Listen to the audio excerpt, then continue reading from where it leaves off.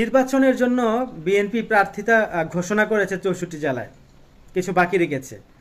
ইতিমধ্যে এটা নিয়ে অনেকেরই জ্বালা পোড়া শুরু হয়েছে। মগবাজারকে ফায়ার সার্ভিস পাঠান, সেই সাথে দুইটা ফায়ার সার্ভিস, একটা প্যারিসে পাঠান আর একটা আমেরিকায় পাঠান। কারণ হচ্ছে 2 টাকার কামলা যেগুলা ভাড়ায় খাটে 3 ইঞ্চি এবং কি এআই ইলিয়াস ইবলিশ, এদের যখন একের পর এক স্ট্যাটাস দিচ্ছে ফেসবুকে, তাতে বোঝা গেছে বিএনপি সঠিকভাবে আগাচ্ছে এবং কি সেটা দেখে তাদের জ্বালাপোড়া তুঙ্গে।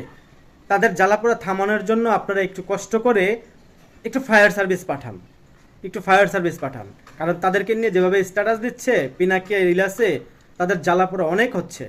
মনে হয় যে তাদের মানে ফায়ার সার্ভিসও তাদের এই আগুন নেভাতে পারবে না। তাদের যে জ্বালাপোড়াটা আরও জ্বলতে থাকবে। মাত্র তো শুরু হয়েছে। এতদিন তোমাদের যেই কর্মকাণ্ড দেখেছে মানুষ, এখন দেখবা আরও অনেক কিছু দেখবা।